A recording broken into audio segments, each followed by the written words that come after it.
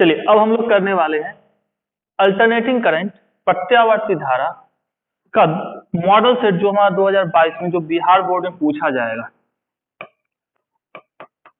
Bihar board में जो model set 2022 का 2022 में जो मॉडल सेट दिया गया उसके सारे क्वेश्चंस करेंगे जो रिलेटेड किससे होगा, अल्टरनेटिंग करंट से, और जो इससे पहले पूछे गए हैं 2021 तक, कहां तक, अप टू 2021 तक जो भी क्वेश्चंस पूछे गए हैं मैक्सिमम उसमें से क्वेश्चन करेंगे।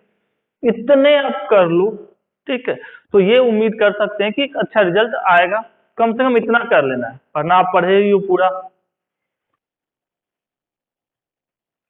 सबसे पहला क्वेश्चन कह रहा है which of the following is correct for alternating current. Alternating current के लिए कौन सही है, या कह सकते हैं निम्नलिखित में प्रत्यावर्ती धारा के लिए कौन सही है। यहाँ पे क्या बोला गया है, एक साइड हमारा आरएमएस वैल्यू दी गई है, दूसरे साइड हमारा क्या आई नॉट, इसी को हम लोग क्या बोलते हैं, महत्तम मान या पीक वैल्यू कहा जाता है। तो दोनों में, चारों में से कौन सा संबंध जो है वो सही है। तो हम लोग पढ़े हैं I R M S is equal to कितना होता है, आई नॉट बाई √2, या इसी को और हम जानते हैं क्या होता है 0.707 आई नॉट। तो आई आर एम एस बराबर होता है 0.707 आई नॉट। तो ये हमारा सही होगा, बाकी सब क्या है हमारे गलत है। 2022 का अपना मॉडल पेपर है। दूसरा क्वेश्चन कह रहा है which of the following is correct for inductive reactance. निम्नलिखित में प्रेरक प्रतिघात के लिए कौन सही है। अब कौन सा बोला है, इंडक्टिव बोला जा रहा है, मतलब इंडक्टर कैसा होता था, ऐसा होता है। ओके, तो इसके लिए क्या होगा, इसको हम लोग XL से दिखाते हैं इंडक्टिव रेजिस्टेंस को या रिएक्टेंस को। XL इक्वल टू होता है ओमेगा इंटू एल, ठीक है, ओमेगा इंटू एल। तो हम यहां से चलते हैं XL equal to omega into L. यदि हमारा कैपेसिटी की बात करते हैं तो XC इक्वल टू होता है 1 बाई ओमेगा सी। तो ये तो पूछा नहीं है, लेकिन फिर भी ध्यान में रखेंगे XC बराबर 1 बाई ओमेगा सी और XL बराबर ओमेगा इंटू एल। एल क्या होता है यहाँ पे, inductance.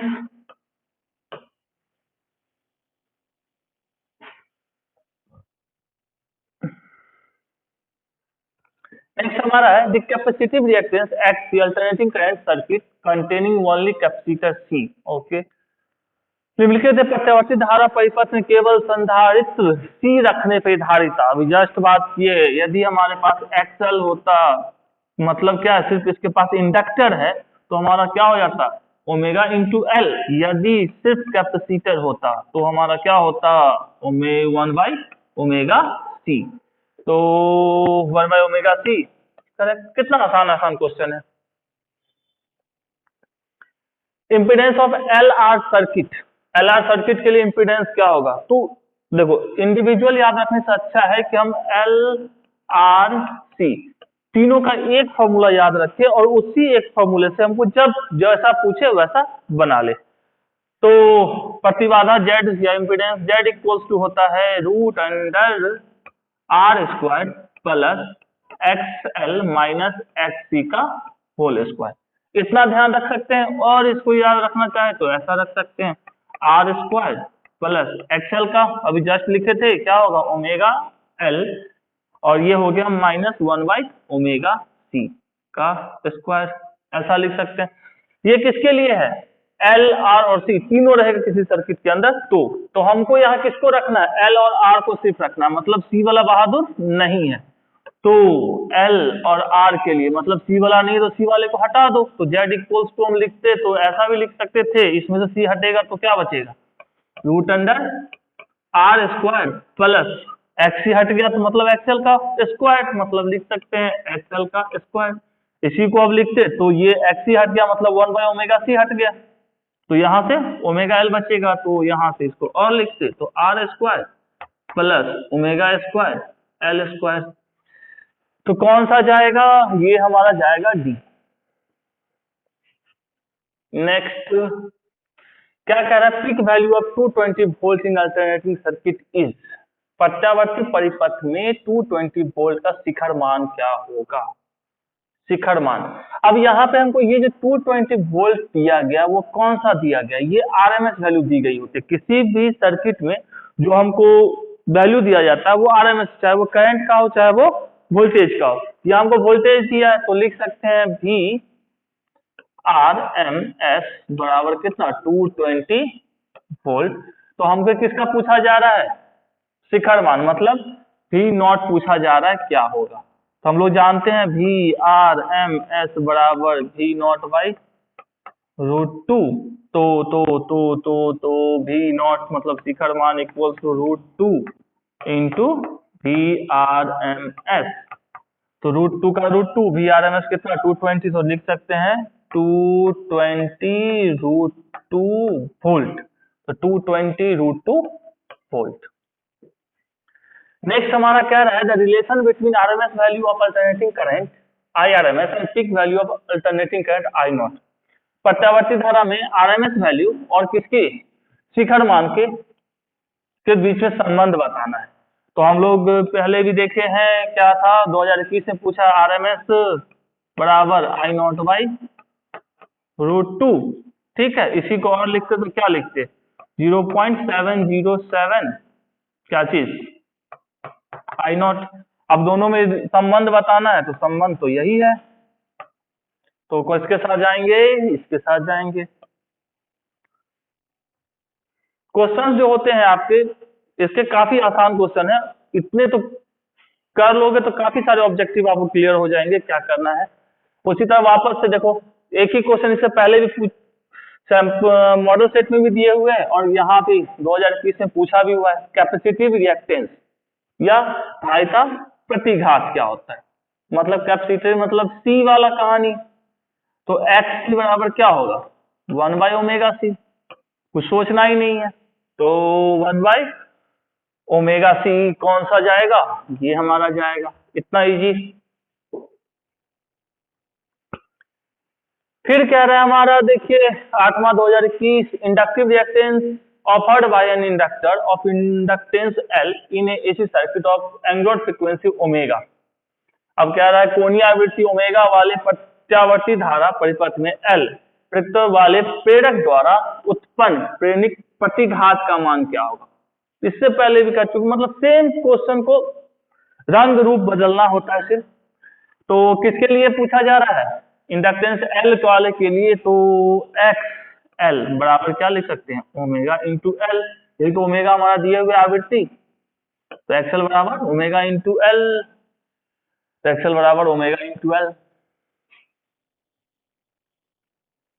Which of the following is correct for transformer, transformer के लिए इसमें से क्या सही है।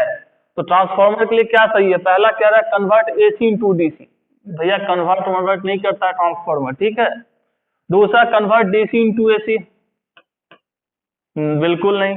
इंक्रीज और डिक्रीज डीसी वोल्टेज, ये डीसी के साथ कुछ नहीं करता है ट्रांसफॉर्मर। ट्रांसफॉर्मर कहाँ वर्क करता है, एसी के साथ वर्क करता है, तो ये भी गलत कह सकते हैं। इंक्रीज और डिक्रीज एसी वोल्टेज, एसी की वोल्टता बढ़ाता है या घटाता है, बिल्कुल हम लोग पढ़े होंगे स्टेप अप और स्टेप डाउन। तो स्टेप अप ट्रांसफॉर्मर क्या करता है, हमारा वोल्टेज को बढ़ा देता है, जबकि स्टेप डाउन ट्रांसफॉर्मर हमारा क्या करता है, वोल्टेज को कम कर देता है। हम लोग जो घर में जो हमारा ट्रांसफॉर्मर लगा हुआ था चौक चौराहे पे, वहां से जो हमारे घर में वोल्टेज आता है वो ट्रांसफॉर्मर से, तो वो ट्रांसफॉर्मर क्या होता है, स्टेप डाउन ट्रांसफॉर्मर होता है। वो 440 को कितना 220 में कन्वर्ट करके भेजता है, तो स्टेप डाउन करता है वो। और स्टेप अप का मतलब क्या, जो वोल्टेज को बढ़ा दे, मतलब मान लो घर में सप्लाई आ रही है 200 वोल्ट की और इसको कोई बढ़ा के कितना कर दे 220 वोल्ट कर दे, तो इसको हम क्या बोलेंगे, स्टेप अप। और जो यदि इसके वैल्यू को कम कर दे, मान लो 440 आता है और ट्रांसफॉर्मर के पास पहुंच के ये आगे कितने को भेजता है 220 को, जो हमारे घर में आता है, इसको हम लोग क्या बोलेंगे, स्टेप डाउन ट्रांसफॉर्मर। तो एसी क्या करता है, सॉरी ट्रांसफॉर्मर क्या करता है, एसी की वोल्टेज को ऊपर नीचे करता है, मतलब बढ़ा भी सकता है और घटा भी सकता है। अब क्या रहा है, ratio off peak value of and RMS value, प्रत्यावर्ती धारा के शिखर मान और मूल मध्य वर्ग का मान का अनुपात क्या होगा। हम लोग क्या जानते हैं, दोनों में संबंध क्या है, आरएमएस वैल्यू और आई नॉट में हम लोग पढ़े हैं आरएमएस वैल्यू कितना होता है, आई नॉट बाई √2। तो यहाँ से किसका किसका पूछ रहा है, पीक वैल्यू प्रत्यावर्ती धारा के शिखर मान तथा मूल मध्य वर्ग मान का अनुपात, मतलब शिखर मान मतलब आई नॉट, तो I naught by I R M S बराबर क्या होगा, ये इस साइड आएगा तो ये इस साइड आएगा, मतलब √2। तो यहां से हमारा क्या हो जाएगा, √2। The power factor of LR series circuit is, power factor क्या होता है, पावर फैक्टर को हम लोग जानते हैं cos थीटा बराबर रेसिस्टेंस बाई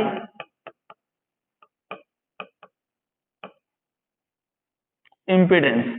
तो रेसिस्टेंस R और इम्पीडेंस अभी जस्ट पीछे लिखे थे Z, तो R का R और Z का √R² plus XL minus XC का स्क्वायर। इतना याद रखना है, सब जगह काम करेगा। यहाँ क्या है हमारा LR है, मतलब C नहीं है इसके अंदर, ये किसके लिए है, LRC। LRC सर्किट रहेगा तो उसके लिए पावर फैक्टर हमारा ये काम करेगा। अब हमारा कौन सा है, इसमें LR है, मतलब LR है, C नहीं है इसके अंदर, तो पावर फैक्टर cos थीटा बराबर लिख सकते हैं, R तो रह जाएगा, R का R, और इसमें से C नहीं है इसमें, तो C वाला हट जाएगा, तो बचेगा क्या, √R² प्लस XL का स्क्वायर लिख सकते हैं। अब इसको और लिखना चाहे तो लिख सकते हैं R² प्लस XL बराबर क्या होता है, ओमेगा इंटू एल, तो ओमेगा इंटू एल, लो दोनों पे स्क्वायर कर दिए, तो इसके हिसाब से जाएंगे तो ये नहीं, ये भी नहीं, ये बट्टे में है, बाई में है, तो ये सही, ये भी गलत। क्या कह रहा है, तो principle of dynamo, working principle of dynamo या कार्य का सिद्धांत किसके, डायनेमो के कार्य का सिद्धांत आधारित किसके ऊपर होता है, तो डायनेमो भी हमारा किसके ऊपर, इलेक्ट्रोमैग्नेटिक इंडक्शन के ऊपर बेस्ड होता है, या कह सकते हैं विद्युत चुंबकीय प्रेरण पर बेस्ड होता है। तो उसमें प्रभाव से कोई इसको मतलब नहीं है, प्रेरित चुंबक उसको मतलब नहीं है, प्रेरित विद्युत बल पे कोई मतलब नहीं, इसको किससे मतलब होता है, इलेक्ट्रोमैग्नेटिक इंडक्शन के ऊपर बेस्ड होता है। If number of turns in a primary and secondary coil of the step-up transformer are इतना, क्या कह रहा है हमारा, स्टेप अप ट्रांसफार्मर क्या है, ट्रांसफार्मर में कितने टाइप के होते हैं, दो टाइप के, एक हमारा होता है स्टेप अप और दूसरा होता है step down. Step up transformer में क्या होता है, वोल्टेज को क्या करना होता है, बढ़ाना होता है। तो ये हमारा जो पहले लगा होता है वो हमारा है प्राइमरी कॉइल, मतलब इसको N1 बोले, और दूसरा जो हमारा होता है उसको बोलते हैं सेकेंडरी कॉइल, उसको N2। ये हमारा प्राइमरी कॉइल, ये हमारा सेकेंडरी कॉइल, ठीक। तो यदि स्टेप अप ट्रांसफार्मर है तो यहाँ पे हम लोग क्या होगा, वोल्टेज को बढ़ाना है तो N2 की वैल्यू क्या होगी, ग्रेटर देन N1 होगी। वही स्टेप डाउन होता, स्टेप डाउन होता तो हमारा नंबर ऑफ टर्न्स जो है हमारे सेकेंडरी वाले में प्राइमरी वाले से क्या हो जाएंगे, स्टेप डाउन, वोल्टेज को क्या करना है, नीचे करना है, तो हमारा यहाँ पे हो जाएगा N1 is greater than N2। इस केस में हमारा क्या है, जिसका वोल्टेज बढ़ाना है, यदि वोल्टेज बढ़ाना है तो सेकेंडरी कॉइल होगा, उसमें नंबर ऑफ टर्न्स को क्या करना पड़ेगा, बढ़ाना पड़ेगा। जबकि स्टेप डाउन करना है तो नंबर ऑफ टर्न्स को सेकेंडरी वाले में क्या करना पड़ेगा, कम करना पड़ेगा। किसके रिस्पेक्ट में, पहले वाले के रिस्पेक्ट में। तो कह सकते हैं यहाँ पे हमारा क्या होगा, N1 ग्रेटर होगा किससे, N2 से। हमारे पास क्या दिए हुए, आई की वैल्यू दी गई है इस क्वेश्चन में, और पूछा क्या जा रहा है, पावर लॉस, या आप बोल सकते हैं शक्ति हानि। तो क्या दिया है, आई बराबर हमको दिया है 5 cos ओमेगा टी, ओके, और हमको दे दिया है V बराबर दे दिया है 200 sin ओमेगा टी। इसको और हम लिखना चाहे तो लिख सकते हैं 5 कॉस को कन्वर्ट कर लिए साइन में, ये हो गया omega T plus pi by 2 लिखा जा सकता है। ये भी हमारा साइन में आ गया, वो भी हमारा साइन में आ गया। पावर लॉस हमारा क्या होता है? पावर लॉस होता है कितना कितना I R M S V R M S into cos five, ये हमारा पावर लॉस होता है।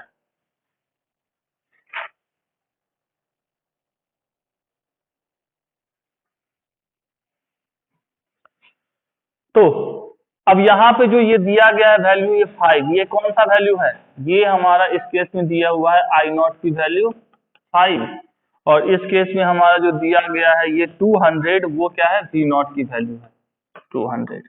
तो आरएमएस की वैल्यू हमको लिखना होगा, तो क्या लिखेंगे? I R M S equals to क्या हो जाएगा?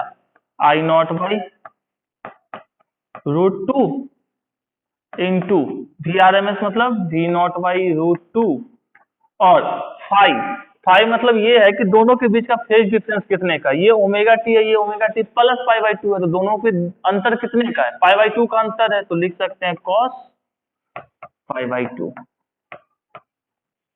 और कॉस 90 की वैल्यू हमारी होती है कितनी? 0। तो कॉस 90 0 मतलब ये सारा का सारा 0। तो यहां से कह सकते हैं हमारा पावर लॉस की शक्ति हानि कितना हो जाएगा? 0।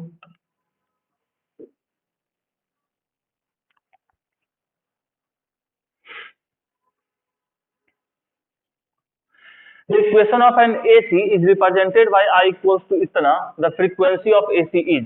यहाँ एक इक्वेशन दिया गया है, इससे हमको निकालना है इसके आवृत्ति, धारा की आवृत्ति क्या होगी। चलो देख लेते हैं, बहुत आसान है। I बराबर कितना? 0.6 साइन 100 पाई इंटू टी, ये दिया गया है। अब हमारे पास जो पता है साइन आई के लिए इक्वेशन, वो क्या होता है? I equals to I naught sine omega T. अब यहाँ पे यदि हमसे पूछा जाता कि इसका शीर्ष मान क्या है, तो शीर्ष मान इक्वल्स लिखते आई नॉट बराबर 0.6। ठीक, अब यहाँ पे देखो, ये साइन के साथ जो लगा हुआ है उसके आप यहाँ क्या है? Omega T. साइन के साथ यहाँ ओमेगा टी लगा है, यहाँ साइन के साथ 100 पाई टी लगा हो, तो यहाँ से हम लिख सकते हैं ओमेगा टी बराबर 100 पाई टी, टी से टी साफ, तो ओमेगा बराबर लिख सकते हैं 100 पाई। ये हमारा क्या हो गया? एंगुलर फ्रीक्वेंसी हो गई। हमसे क्या बोला? आवृत्ति पूछी जा रही है, तो हम लोग जानते हैं omega equals to 2 pi into N. N क्या होती है? आवृत्ति होती है, फ्रीक्वेंसी होती है, बराबर 100 पाई। ये पाई से पाई साफ, एन बराबर कितना? 100/2 मतलब 50 हर्ट्ज फ्रीक्वेंसी। तो ये हो गई 50। बहुत ही आसान क्वेश्चन आपको पूछे जाते हैं, इसलिए आराम से समझिएगा। क्या कहता है? Relation between the peak current and root mean square current. शीर्ष धारा आई नॉट और वर्गमूल धारा आरएमएस में संबंध क्या है? अभी जस्ट इसको निकाले हैं, याद होगा। आई आर एम एस बराबर कितना? √2। अब इसके साथ कोई मैच कर रहा है? नहीं कर रहा है, तो इसको चलो दाएं बाएं कर लेते हैं। आई नॉट बराबर √2 आई आर एम एस। अब तो मिल रहा होगा कोई कोई कोई कोई, ये है कोई। अब यूनिट ऑफ रिएक्टेंस, रिएक्टेंस कौन था? सिंपल सा, यदि एलआर सर्किट है या इम्पीडेंस जेड बोला जाए, ये सारे के सारे का यूनिट क्या होता है? ओम ही होता है। चाहे जेड लिखा हो, आर लिखा हो, चाहे एक्स एल लिखा हो, चाहे एक्स सी लिखा हो, इस सारे के सारे लोगों का यूनिट क्या होता है? ओम, सब के सब। कह रहा है the phase difference between current and potential difference is 5, then power factor will be. Phase difference यदि करंट में है तभी पावर फैक्टर क्या हो जाएगा? सिंपल सा इसका हो जाएगा हमारा cos 5। ये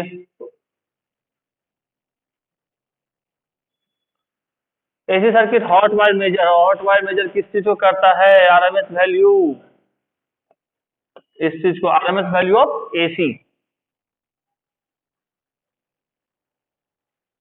the peak voltage of AC is 440 volt, it's virtual voltage. इसका वर्चुअल वोल्टेज मतलब इसका आरएमएस वैल्यू हमको बताना है। क्या दिया वोल्टेज दिया हुआ है, शिखर मान वोल्टेज V नॉट बराबर हमको दे दिया है 440। ओके, तो इसका आभासी अभी आरएमएस पूछा जा रहा है। आरएमएस बराबर क्या होता है, V नॉट बाई √2। तो V नॉट की वैल्यू कितनी, 440 डिवाइडेड बाई √2।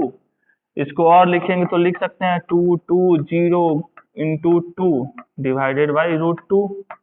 और लिखना चाहे तो 220 इंटू √2 को लिखा जा सकता है, तो 2 को लिखे √2 इंटू √2 डिवाइडेड बाई √2। √2 से √2 साफ, यहां से क्या बचा, √2 इंटू 220। तो 220 √2 मतलब ये वाला। अब क्या रहा है, in AC source of angular frequency omega is connected in series LCR circuit, the peak value of current will be maximum when. Maximum कब होता है, जब रेजोनेंस की बात की जाती है। तो अब इसको निकालने के लिए वो क्या करना है, हमको दिया हुआ ओमेगा एक हमारा क्या है, फ्रीक्वेंसी दिया है, एंगुलर फ्रीक्वेंसी ओमेगा दिए हुए है। तो क्या रहा है, इसकी मैक्सिमम वैल्यू LRC सर्किट में क्या किया जा रहा है, शिखर मान का महत्तम मान बताना जब कोनिया चले। तो हम लोग इसको याद रखने के लिए एकदम सिंपल था, XL बराबर XC जब होगा तो इसको कहा जाता है रेजोनेंस।